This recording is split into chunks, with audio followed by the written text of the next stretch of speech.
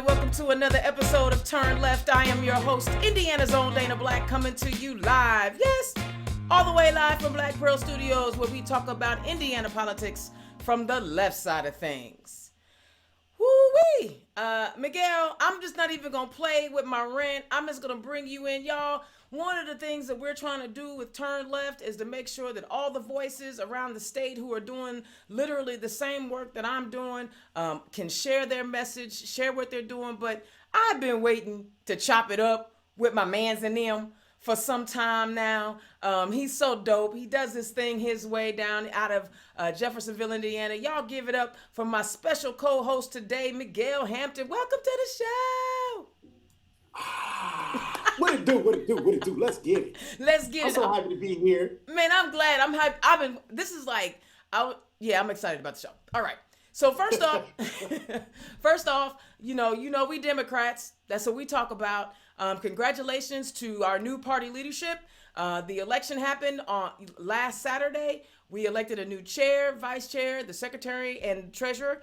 Those latter two positions were re-elections, but y'all reach out to new chairman Mike Schmuel out of South Bend and vice chair Mila Eldridge, who is the Honorable Mila Eldridge, who is our Marion County clerk. They will be taking the helm.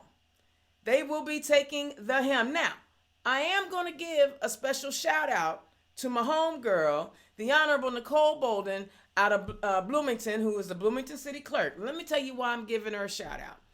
It is not easy to take on the man. It is not easy to take on the establishment.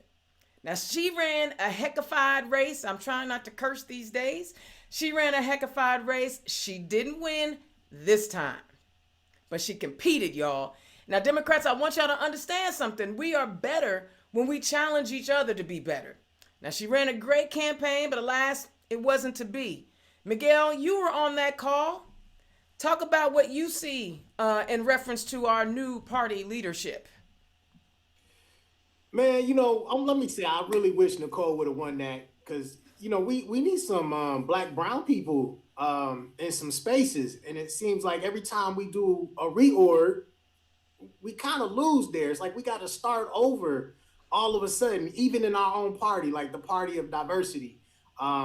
Sometimes you just don't see enough black women and black men in positions at the leadership where there's a vote, where they can make decisions, where we can talk about strategy. And, Nicole should have been is that person, but should have been elected to that spot. And she did, she gave a good challenge. It was probably by margins, but nah, man, I think I'm excited to see what the reorg's going to do. I'm excited to see how it's going to play out. I do hope that they make a decision to bring more black and brown people back to the table because I think we hiding or missing somewhere. We ain't hiding, we just missing. Well, that may be true. And you know what? Real talk, I need our new leadership to be successful. I need them to be so fantastic because we are sitting in a super minority in the state house. And I know y'all like listening to the federal stuff and all the stuff that's going on. Now, don't get me wrong. I ain't mad at my Biden stimulus. I got my check. I got my check. But we have got to take care of what's going on in the state house. And so I wish Chairman Schmuel and Vice Chair Mila Eldridge, the Honorable Mila Eldridge, all the luck in the world. Yeah. And please know, Indiana's Own is always available if you need me to, hype the crowd up because that's what I do, right? Second thing, before we go too deep into this, I want to say a sad note. Everybody knew that I was out here advocating and hoping that we would get a woman as chair because it had been 25 years since we had a woman lead. I thought we had a shot with Trish Wickham, who was running an excellent race, but unfortunately, she had a death. Her son passed away. And the day after we reorg, we all rolled down as Democrats. Deep, baby. We rolled down as Democrats, and we were with her and Russ Sipes, who sits on the Stonewall board with me, and sat in on those services. We love you, Trish Wickham. We love you, Russ Sipes.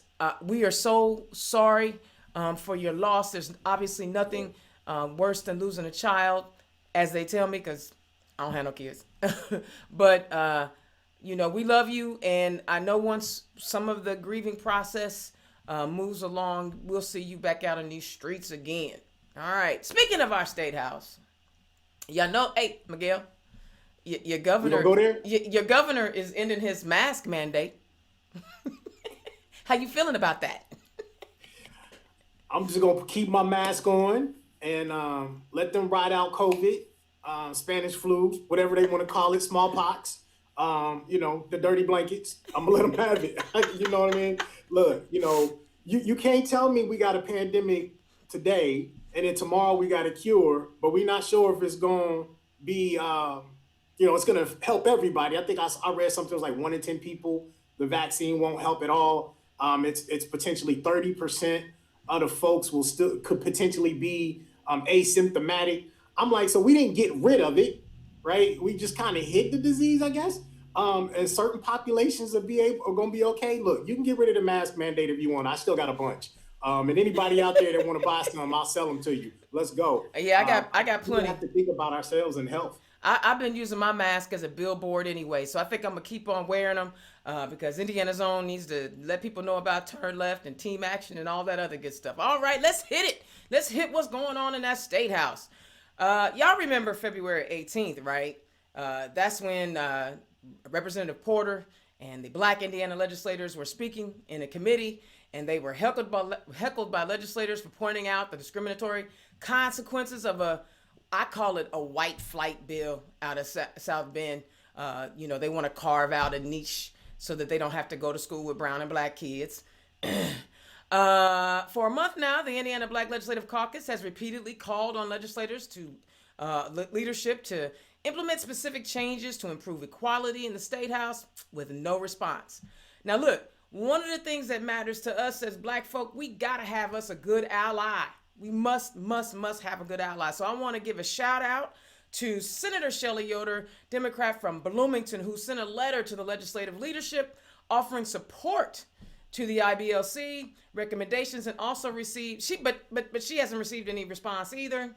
A part of what she said in the letter is, I offer this letter because the behaviors experienced by our black colleagues in the House of Representatives should infuriate us all. White people, that's what she said, white people must not only speak up when we hear it or see it, but we also must do the work to understand our role in systemic racism and carry the responsibility to address it head on. This unacceptable harassment must be thoroughly rebuked. Now, look, Miguel, you and we've been running up and down this state for a long time. It is so refreshing to hear someone be as so forthright and forceful in her condemnation of the way our black legislators were treated. What's your thoughts on that? Man, let me jump off and say I love some Shelley Yoder. Who Right? doesn't, I met right? Shelley back in 16. I think she was running for state rep or something, and I was running for county commissioner. She was running for Congress She's in real. 16. Yeah. Yeah, and she's authentic, and I love the fact that she came out and wrote the letter. I mean, she is a strong ally, has been for a long time, and we have to hold these legislators accountable. I mean, in a sense, they actually accosted and attacked other legislators, right? Anywhere else, that's a crime. Absolutely. Anywhere else, that's intimidation, that's bullying. Could be even assault, from what I understand. Yeah, Right? If yeah. you go back and look at some of the stories. Yeah. Well, they went after the shortest legislator uh, in there, going after my girl, Representative Vanessa Summers. But they wasn't ready for that fire. They wasn't ready. She brought all the smoke. So thank you, Yeah. Shelley. This is just really a thank you. And I know that she didn't do it for thank yous or accolades. And I know Senator Melton put a statement out, but we need more. We need more of Oh, our absolutely. Democratic leaders to not be soft on this, right? Y'all got to come out and because we all in this thing together. So thank you, Shelley, for that. All right, on Monday, Senate Bill 276, authored by State Senator Tim Lannon, passed unanimously out of the House of Representatives.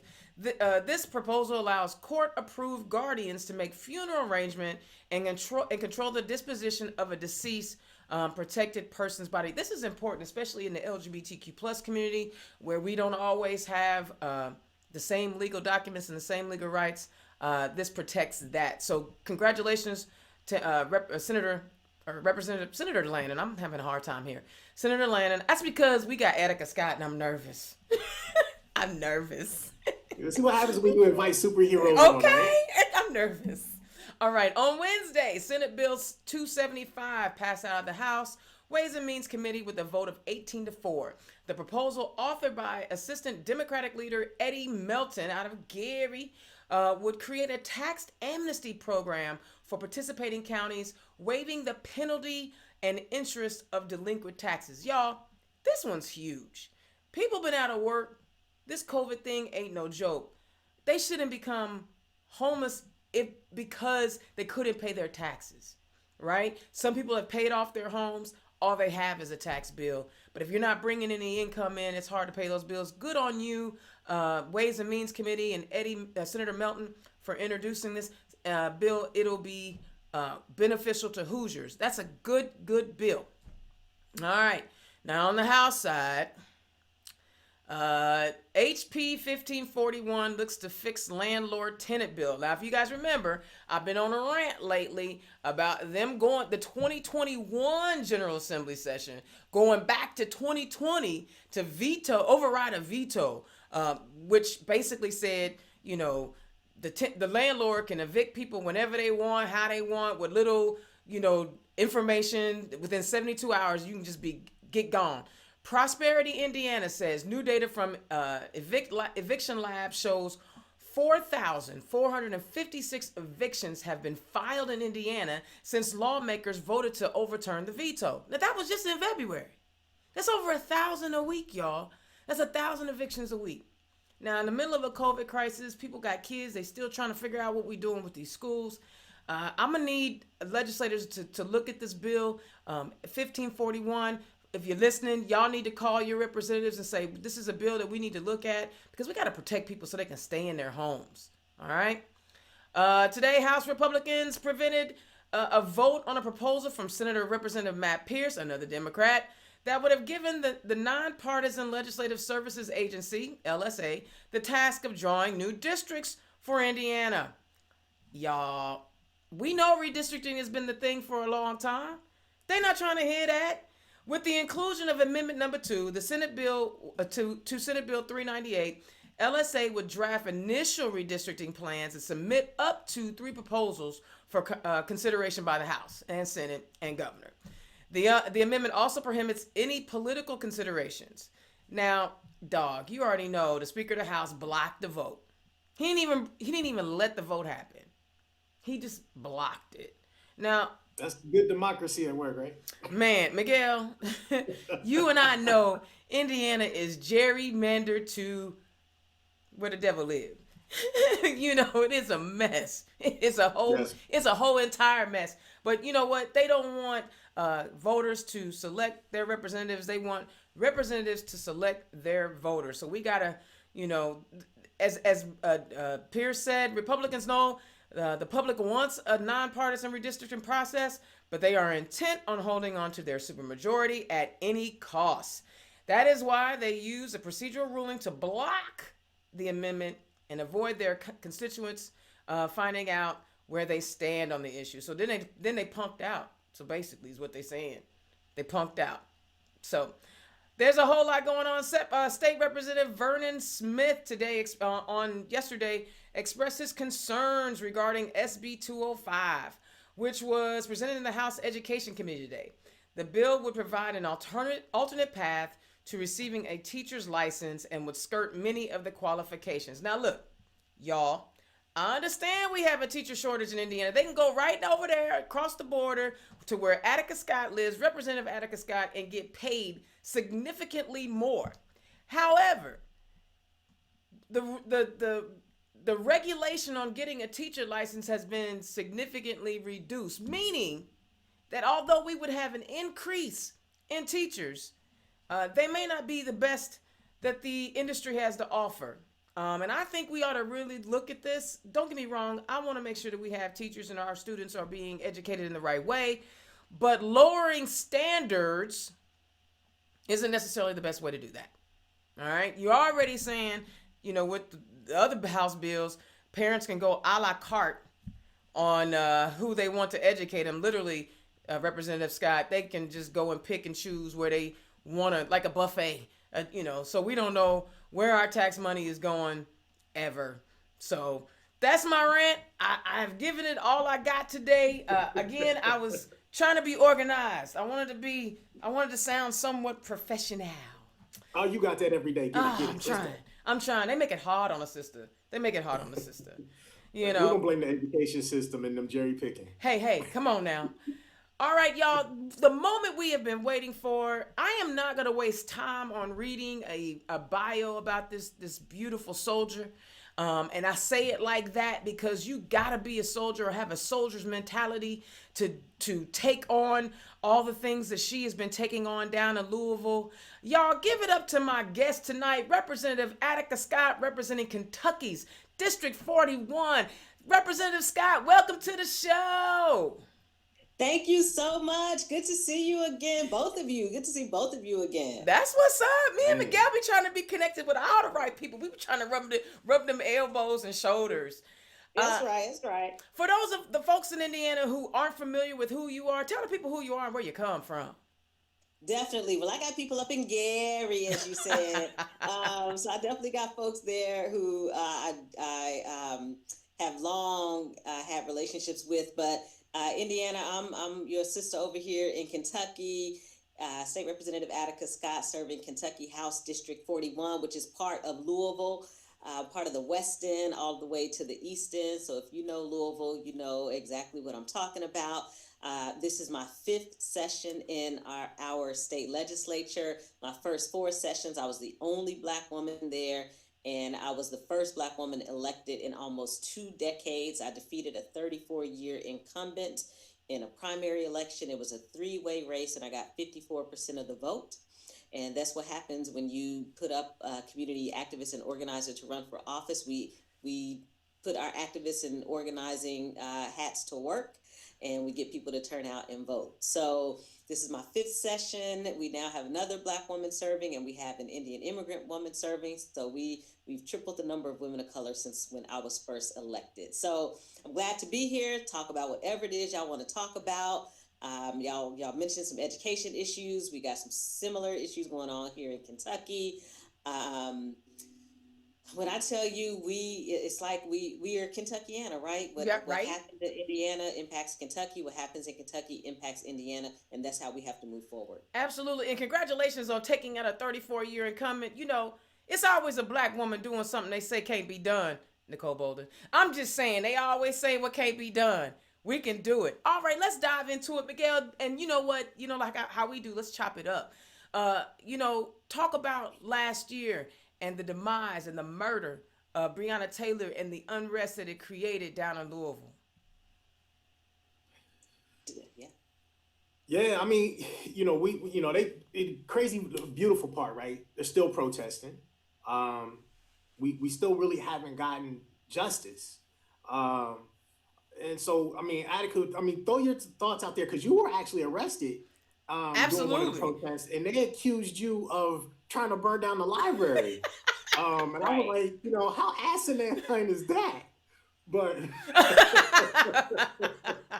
Right? As she points at all her books on the bookshelf.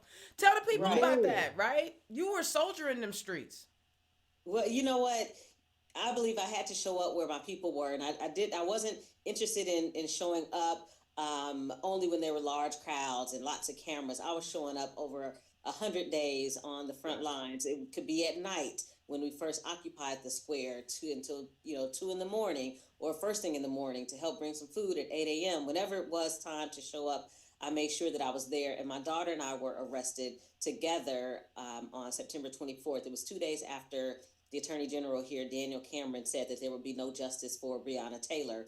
And so we were unjustly arrested just a couple of minutes before curfew. We were literally hand reach away from the church that was providing sanctuary. And we were in District 41, the district that I represent. I'm one of the biggest nerds that you will find. I mean, I love books. So to accuse me of trying to burn down the library was ridiculous. And y'all, I got to give it up though to the library union, because before we were even released from jail that Friday morning, they put out one of the most powerful statements and said, this is bogus, this is ludicrous. Representative Scott has fought for full funding for the libraries from her first day in office. She has done nothing but support us and our workers. We don't believe in any form of fashion that she tried to burn down the library. And that's how we have to move. When you know people, you know people. Right. Right? So they knew me, and they knew there was no way that I would try to do something like that. So like Miguel said, we are still fighting for justice. We want every single officer involved with the murder of Breonna Taylor to be fired for that, to be arrested for that,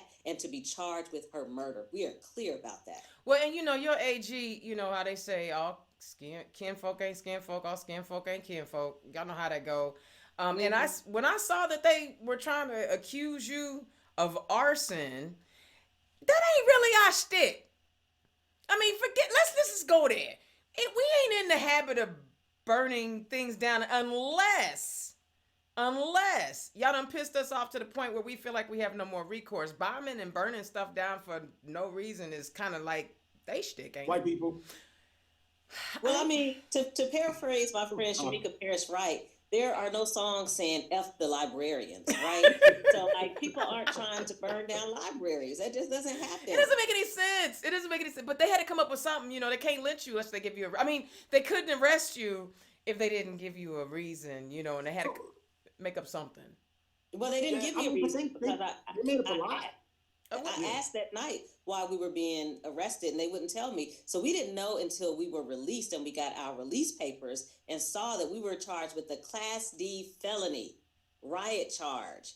All right. So I just want to put that out there for folks to know. We were charged with the Class D felony riot charge. And although our county attorney dropped those charges, the state legislature this session tried to pass a bill that would allow Daniel Cameron to re-prosecute us. My daughter came up and testified in committee, in the Judiciary Committee that I now serve on. Our attorney who provided our pro bono services to get us our charges dropped came up and testified. And despite all of that, the committee overwhelmingly voted to pass that bill out of committee. So I still move with the understanding that I serve with people who want to see me and my child experience harm and hurt and danger. That is terrible. And I mean, granted, that is as significant as what our black legislators have been, and you by yourself, it's just two of y'all. There's like at least 10, 12 of our fighting together. That's pretty sad that they don't recognize as a legislature representing your district, your job is to be in them streets. When you're not in the streets as a legislator, you're not doing your job. Well, it just shows how discriminatory LMPD is. And Rep, if you'll jump on this, because I know there was a lot of folks who've been arrested, and there's been some folks whose felony charges and or misdemeanor charges have been let go, but there's still a lot of people in the books who were not rioting, right? They were protesting, who still have felony charges, most of them being black folks. That's right. How will you handle that? Miguel, over 700 people, 7 with 2 zeros at the end, people have been unjustly arrested by the Louisville Metro Police Department as part of the movement for justice for Breonna Taylor. Many of them are still fighting those bogus charges, some of them felony charges, some of them misdemeanor charges. And you are exactly right. This is targeted by the Louisville Metro Police Department. Overwhelmingly, the people have been black. When we were arrested, there were 17 women in one cell. And keep in mind, it's the middle of COVID-19. I had just recovered myself in September from COVID. 17 of us in one cell. 14 of us were black, indigenous, and Chicana, which means 3 of the 17 were white women. So we know what that impact has been like on our community. That in Indiana's own Dana Black Turn Left, talking to Representative Attica Scott out of Kentucky with my special guest host out of Jeffersonville, my man's in them, Miguel Hampton of Common Conversation. So as you guys were going through the summer, and it was people were putting their life on the line to protest. Tell us about some of the things that people were telling you in the street. I know what you experienced, but also tell me what your community was telling you and what they wanted from you. So I'll start now. I'm sure Miguel, you might want to just jump on in as well. But I will say that folks were very clear that they wanted accountability for the officers who murdered Breonna Taylor. They wanted accountability, but just didn't know how to get it for the judge who signed the search warrants that had no knock, a no knock clause. They wanted accountability for everybody. They wanted to be heard. They wanted action to be taken. They wanted policy change at the local and the state level. People have been very clear from the very beginning what their demands were, and they've never wavered from those demands. And that's what I have to give up to the folks who, like Miguel said, continue to be out on those front lines and in those streets. Those demands haven't been met, right? So we of course have the unanimous no knock ban or ban on no knock warrants in Louisville, but it hasn't happened at the state level, and those officers haven't been held accountable. And Judge Mary Shaw is up for re-election in 2022. Judge Mary Shaw is up for re-election. re-election. Mm-hmm. Let's say that right? name again. Judge Mary Shaw, for all my Kentucky listeners. Judge Mary Shaw is up for re-election. Let's send her home. Let's send her home. That's how. You know what? When I hear, we have a lot of voting issues here, and we hear a lot of people talking about they don't vote. It doesn't count. This is where your vote will count. It will count. So talk about real quick, Breonna's family, because bottom line is this is about her. Talk about how her family's doing. I know it's tough. Yes. So I know early in May, when we were first tear gassed, I remember Tear gas. to her. Yes, yes, my daughter and I were tear gassed. And we saw on live CNN News a reporter and her camera person get shot with pepper balls by the Louisville Metro Police Department live on air on CNN. So we've been through it here in Louisville, from LMPD. But yes, so that same week I reached out to her mom, Breonna Taylor, just to let her know I was thinking about her and keeping her in my prayers. Every time we, did something at the square related to Breonna's law, I made sure that we reached out and got them involved. Worked with her family attorney, Sam Aguiar, on the state wide Breonna's law. Her aunt Bianca, amazing person. Her fire, her energy is unmatched.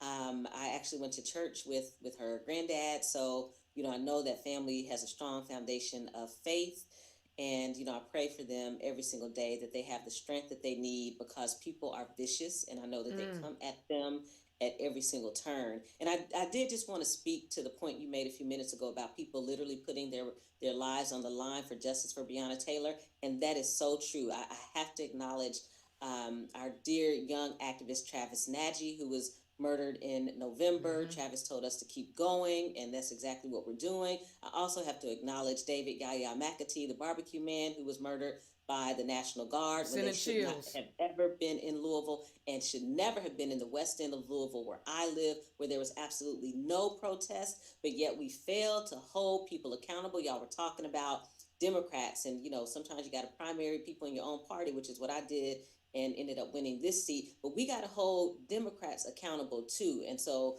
the governor and mayor colluding together to send in the National Guard is something that my heart probably will never, ever be able to overcome, because it ended up in the murder of someone who was protecting his business. So I just had to put that out there so that Absolutely. people will know we have to. And if I can elaborate on that. Yeah. Please do. I remember when that happened, and we talked to Fisher that next morning. It was a group of people, a whole bunch of folks. I'm sure had a chance to sit down and have that conversation. And one of the first things we asked was, what was the National Guard doing in the West End? Right, this is his hometown. He knows that McAtee cooks every Sunday. Even people who don't live here, who frequent Louisville, go to the West End, know that this man is always down there, right? So and I remember there was a curfew that evening, but the curfew was only for the square, right? And so I had to ask, how does all leadership, Republican, Democrat, black, white, green, or otherwise, allow that situation to happen? But we also had to get back to, and I'm gonna throw a monkey wrench in there, a little bit of rumor, a little bit of truth. But a couple of years ago, I was told that there was a special unit of police that were allowed to police the West End, with no accountability, right? And so, how does something like that happen, right? Where we're devaluing people and property for the expectation of government or private gain, right? Financial gain at that. And that's been an ongoing conversation. And I'm a little bit of a conspiracy theorist. So the question is, in that same community is where Brianna is shot, by a bunch of rogue police officers, and so we got to hold a lot of folks accountable. And this is beyond, my opinion, politics. This is systemic racism, and the way this country was found as a core that allows this to happen. Yeah, I You're mean, exactly right. go Yep. ahead. And when we talk about gun violence, we have to include police violence in that. And we often always hear What? people talk about the west end of Louisville, where I live. Breonna Taylor lived in the south end of Louisville and was Mm. murdered by police in her home in the south end of Louisville. So people need to stop talking about the west end as if it's some violent, unsafe place to live when you have murders by police happening everywhere, including the south end, and there is no accountability for them ever. They have a Bill of Rights here in Kentucky. They're protected by qualified immunity. You have a mayor who is reviewing their fraternal order police contract right now in secrecy without the community support. You have a police chief that was brought in secrecy. In fact, Metro Council members who were part of the search committee were told to sign non-disclosure agreements. And you have a state legislative body that refuses to pass any real legislation designed to hold law enforcement accountable. Everything is set up in their favor and set up against us. And see, that's terrible because, like Miguel, we have loved ones and people that we care about who wear that uniform, and we know that they are good people. But they also have to get paid. They have to pay their bills, and so there's only so much. I mean, we don't get me wrong. I wish they would all come out and say he's a bad apple, but them bad apples. You know what I'm saying? And so I don't want to. I'm definitely not one to say that all of them are messed up, but it's the system, and that's what Miguel is talking about. The system. If you have all these layers of protection, what's to stop them from going on a picnic? Yeah, I said it. Y'all know what a picnic is. A picnic? Absolutely. Yeah, Let's y'all know go. what a picnic is. What's to stop them? What if there's nothing legally? What is to stop them, Attica? Representative, I'm sorry, I'm getting too familiar. Representative Scott. Well, but that's what we try to do, right?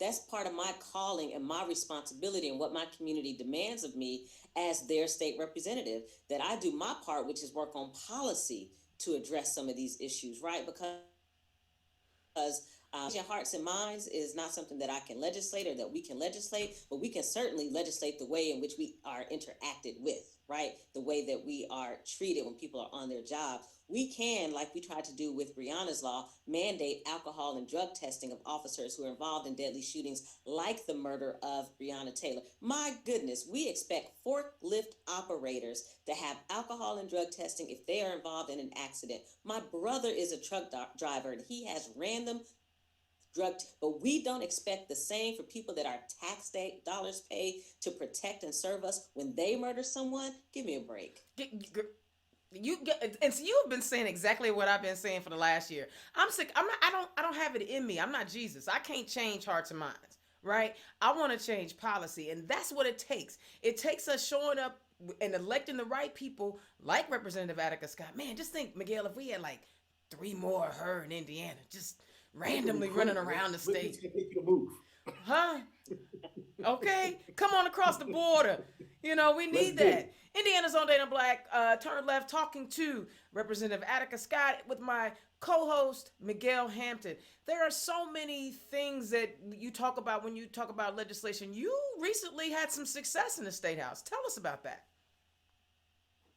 Well, it had been 4 years where not one member of the Kentucky Legislative Black Caucus had a bill heard in committee, which means we definitely didn't have any bills passed in 4 years. in our state legislature. So this year was the first year we finally had a bill heard. My colleague, Colonel Pamela Stevenson, had a bill heard and passed on the House floor, and it looks like it will probably pass the Senate and become law. I, for the first time, had a bill heard in committee, and it was HB 21, Breonna's Law for Kentucky, the real Breonna's Law. So that was something that for us was a win, and our community is clear about that. I want y'all to know, Dana and Miguel, we have folks from Injustice Square Park, downtown, 6th and Jefferson, who came to Frankfort to support House Bill 21. People, some of them had never been to their state capital ever, but Breonna's Law brought them because they saw themselves in that piece of legislation in ways they had never seen before. So they came to their state capital to rally for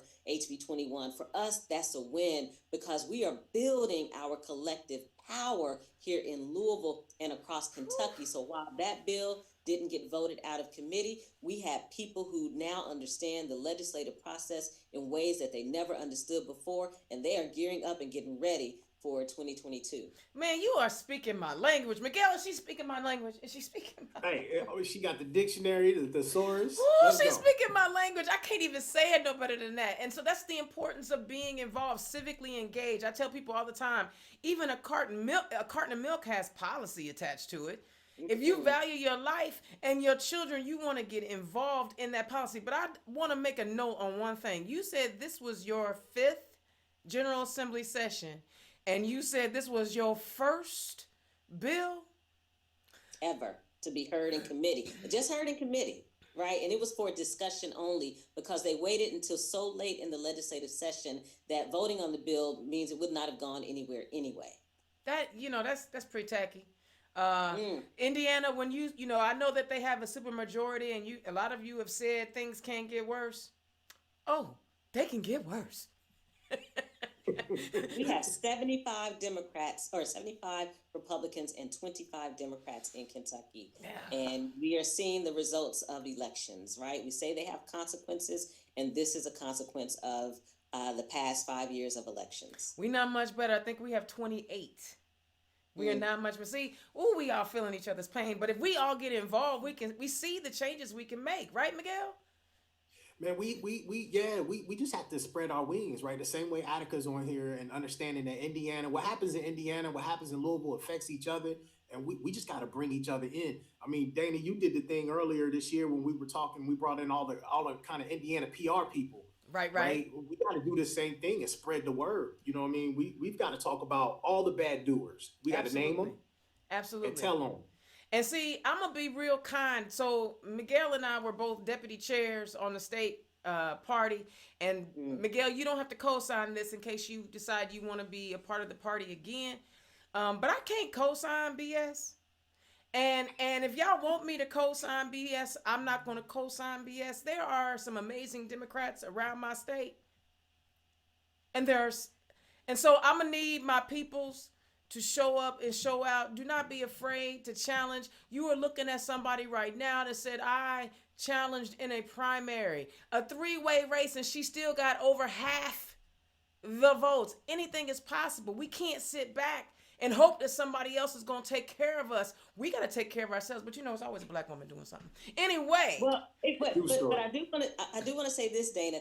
Even if I had not won, at least I ran. Say it again. And so that opened up the door for other people to run, right? So if I hadn't at least ran, we might not have had the Indian immigrant we have now. We might not have had the other black woman that we have now. So even if I had ran and not won, I at least open up the door for other people to say, yes, it is possible. Absolutely. It was not a coincidence that I scheduled you on the last Thursday of Women's History Month and following on the heels of Black History Month, because you embody and encompass all those things. Now, I assume April will be Superhero Month, and I'm just going to go head on and just lead on into that. It's so important that you are here talking to us tonight. And Miguel, like I know, it takes the right type of attitude to run for office. It takes the right type of individual. You can't be in it because you think you look good on a poster, right? You can't be in it because your mug is on point or your hair is tight. By the way, I did cut my hair today.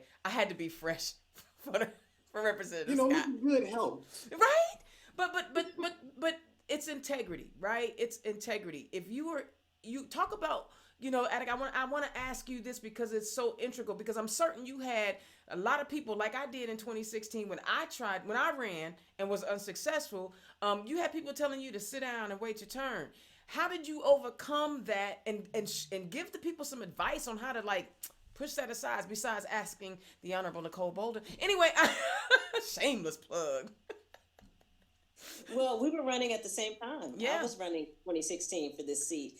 And you know what? The way that I kept going is because I recognized that I live somewhere where people have seen a black woman in office in nearly 2 decades. Come on now. I kept going because I recognized that my daughter, who at the time that I was running was 15, lived 15 years of her life never seeing a black woman serving in our state office or in office at the state level, period. And we're talking constitutional offices as well. I kept going because I had tons of volunteers, people who were putting themselves out there after work, in evenings, on weekends, to support our campaign, to knock on doors, to make phone calls. I had people who grew up in the projects of Beecher Terrace, where I grew up, who were donating $5 and $10 because that was all that they had to give, but it was everything that they had to give, and we treated it as such. And so that's how I kept going, because I knew it was never about me. It's when I run for office, it's never about me. It's about the community, people I'm in community with,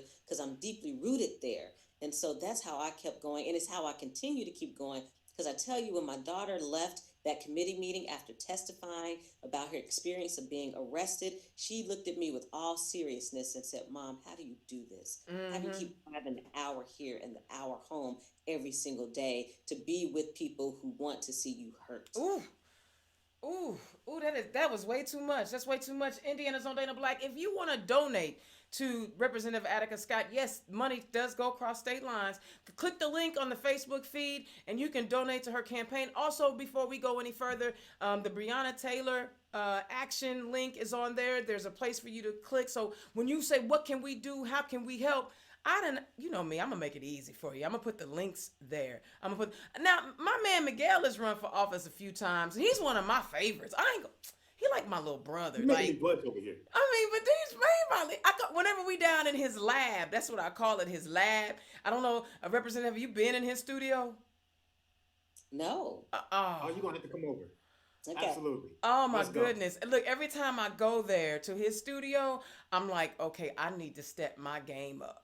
Cause I ain't doing this right.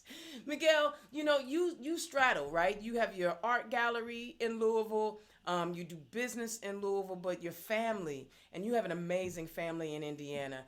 Talk about that duality of you a Hoosier and we ain't finna let you go, so know that. But the duality and what it means for us and why we need to support people like Representative Attica Scott, even in our state. Well, I mean, the thing is that so if I take Southern Indiana, right, there's really not a black ecosystem here. And so black people in Indiana are slightly different than what's going on in Louisville. Because in Southern Indiana, you don't get the support. You don't get the business support, the education support. Politically, up until probably 16, I've seen very little support as it relates to black women and black men in Southern Indiana. You know what I mean? So a lot of us go over to Louisville. Why? Because it's a mile across the river. It's where we work. It's where we play. We just live over here. Right. And so it's important that we pay attention to the laws that are in Louisville because they affect us even though we don't live there. And Absolutely. getting behind good candidates, right, who we know are about the people, for the people, is key. Because I'll take a prime example was when Fisher passed that gang law, right, that Mississippi had, right? That law has always been very specific and targeted black community, even though it was written to stop the KKK. Time out. I'm gonna need you to elaborate on what that is. Cause anything that comes out of Mississippi other than my mama, I'm a little nervous about. So I don't remember what the actual bill is or the law is, but about a year or so ago. So let me preface it this way: back in the day, Mississippi passed a law to help stop the KKK from lynching black folks, right? And let's just call it maybe a hate crime law in a sense, but it was a gang law basically. Any more group of people, more than three or so who came together and committed a crime could be convicted of a felony, right?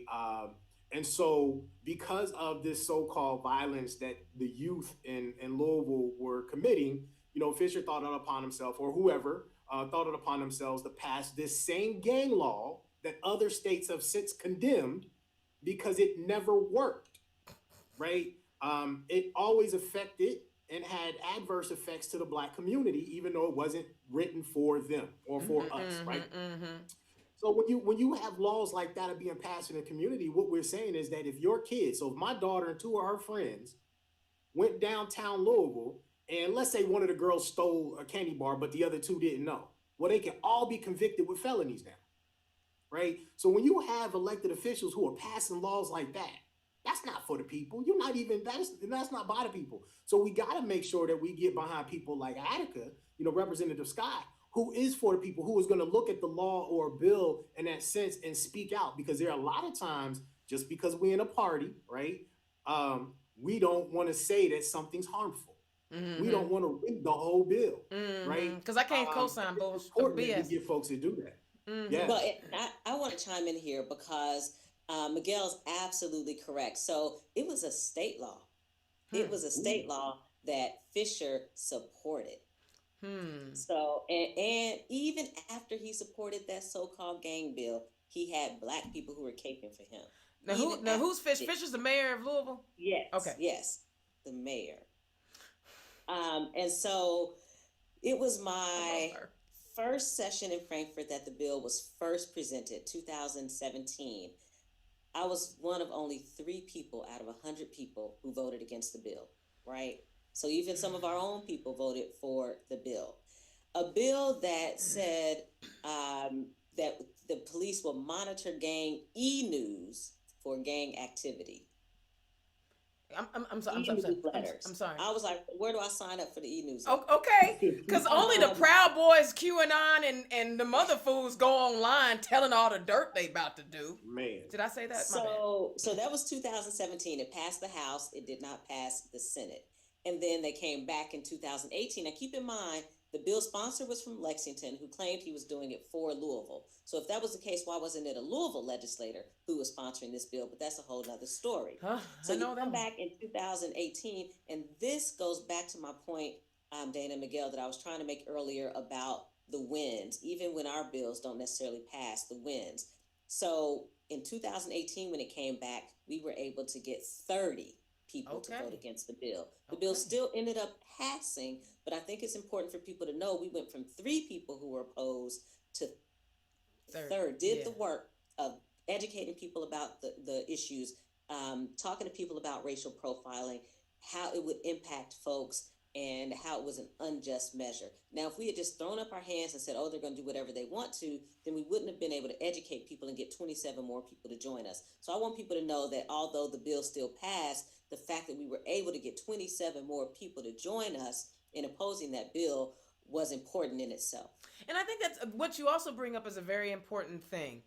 Y'all, legislation is not a button you push and everything changes, right? I'm a tech chick and I got all the toys in my house. Not like Miguel, but I'm getting there. And sometimes people think you push a button or you showed up one time, everything is supposed to change. No, it's a process.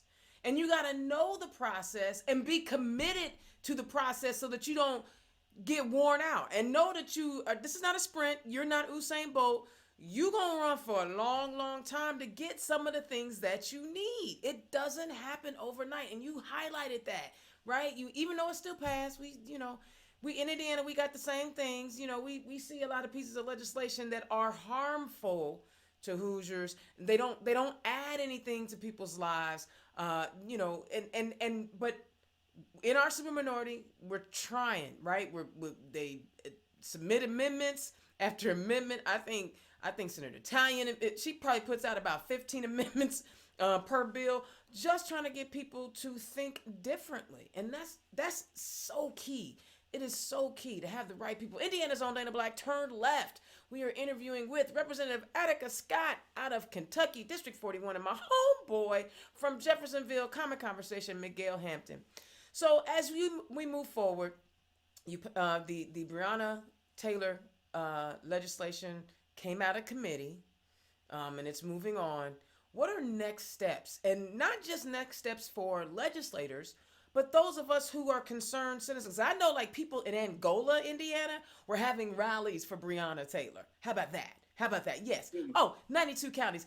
I see the black chick who ain't afraid to go nowhere in Indiana will drive anywhere. Next thing you know, you got folks in towns where when I visit, I increase the minority population by 100%, are going to other places where there are rallies. So in Indiana, I know my Democrats care. So what are the next steps?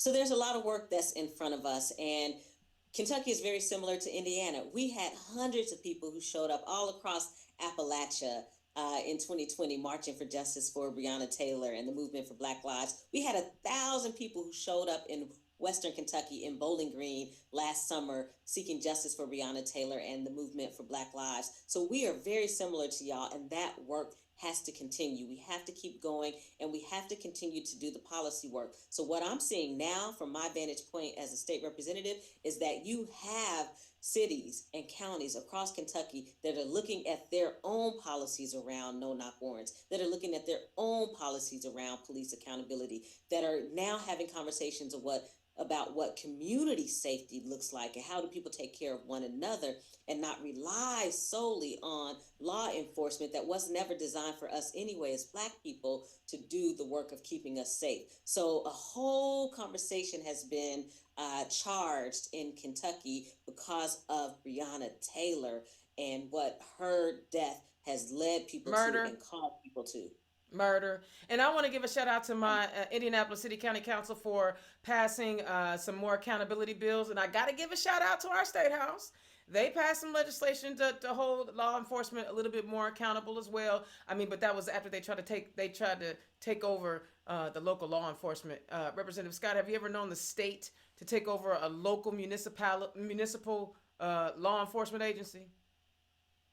I don't know about that happening in Kentucky ever. See, it ain't. They tried. They were so mad at the bills and the ordinances that were coming out of our city county council that they messed around and were like, we just gonna take it over. We don't even like what y'all doing down there. Of course, now we elected that city county council to represent us and create ordinances that help our community, but the folk in the state house, they didn't like it. So luckily the big boys, and when I say the big boys, the Eli Lillys and the Cummings and the big boys should have said, get out, or you ain't getting no more money. Get out. I mean, I didn't hear that part, but I just kind of made that up. But I'm pretty sure that's what they said. I'm pretty sure, So yes. So you're running again, and I'm so excited that you are going to be running in the State House again for Kentucky. Indiana is better off when you're in the Kentucky State House. How about that? Thank you. And now you got your daughter. I gotta ask: is she considering some of this old political stuff? Well, she likes to tell us what to do, so she's very happy in that position, telling politicians what to do. So she's actually looking at starting her own political consulting firm because she totally understands politics and running for office. So I support her in that wholeheartedly. Y'all, she doesn't have a filter, so it makes me nervous thinking about her in office. At least I have a filter. I don't either. I don't have a filter. Miguel, tell her. We don't have what's a filter? What's a filter? I just, you know what? I try to be the kind of person that my mama would be proud of, and that's it. Whatever she would be down with, the heck with the rest of what y'all talking about, which is probably why I piss so many people off. Because I ain't her. I'm not her. I had to teach. Anyway, I'm going to get off of that because Miguel, I'm a little salty about some things, but I'm going to let it go. We gonna parlay because you probably should be, and we should be. Yeah. I mean, I just want should be. Yeah, I mean, because one of the things that drive, and this has nothing to do with Representative Scott, but a lot of times people think you're supposed to be in a place that they've designed for you. You don't get to determine what my place is. It's wherever I choose it to be. You don't get to determine what I get to That's say right. and how I say it and when I get to say it. I do what I do because I want to do it, not because I'm made to do it.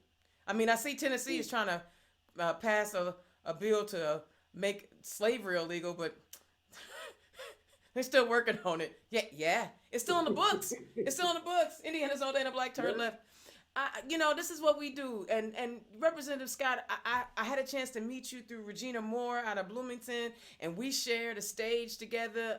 We went to dinner, and I was just blown away. I've been following you. I did not know that you were a super shero. I just thought you was just a homegirl like me. But nah, you're extra I special. am. Nah, you extra special. You are extra special with some hot sauce. That's all I'm saying. Just some hot sauce. So thank you very much for gracing us with your presence tonight. Any Thank final you. parting words for us that we may need to know about? Definitely. Listen, Indiana and Kentucky, the way that we get to freedom and liberation is Liberation. working together, right? And so what happens in Indiana impacts Kentucky. What happens in Kentucky impacts Indiana. So we got to continue to be there for and with one another. Thank you all so much for the opportunity to be part of the conversation this evening. And let's continue to check in with one another periodically. She made me giddy. Okay, because I'm telling you, I'm telling you, I'm gonna be professional. Representative Scott, I adore you a lot. I love you. You are like the greatest ever. So, yeah, you definitely are my superhero. So let's go. that's it. That's it. And whatever you need from us across the border, we ain't. First of all, people can probably hear me from here, even 200 miles away. They can still hear me. All over the world. Right, they can. I'm loud like that. But just let us know what we can do for you. I can guarantee you, I can rally some folks up. I can get my man Dan Cannon. I love me some Dan Cannon. You know Dan? I know you know Dan. Of course. So Of course. okay. Don't tell anybody. This is just between us three. I keep trying to get him to run for governor, and I'll be his lieutenant. But he keeps saying it sounds. He keeps saying the logo would sound better as Black Cannon. And I said, Oh. and I said, they'll never vote for that dog. Hey, they might though. Season is changing. Yeah. Seasons are changing. I tell and, you what. you never know. That might be the perfect. I could never go wrong having a Dan Cannon on my ticket or me on his ticket. I wouldn't care. I hope he knows I'll be begging him to do something else. I'm always begging him. I know his wife is like, you beg more than me. I'm gonna say this. I'm gonna say this, Dana, about the comment you just made, which is, and really Miguel affirmed what I'm about to say, which is that more and more white people are recognizing that when Black people are elected to office, in particular Black women, we show up for everybody. Boy. We show up for everybody, and white people know that, and that's one of the reasons I'm convinced I won this seat. It's 49% white, 51% Black. To get 54% of the vote, that meant that not all the Black people voted for me, right? That there were some white folks who voted for me, but that's because they knew that I was going to show up for them as well. So I think that's really important for us to lift up and acknowledge and not write ourselves off for any seat. We deserve to be in every single seat there is if that's where we are called to serve. She better say that. That's how we gonna end it. She said, "Show up and serve." Indiana's own Dana Black. I cannot tell you. I've been looking forward to this for 2 weeks. I knew this was gonna be a fantastic conversation, and the hour is already up.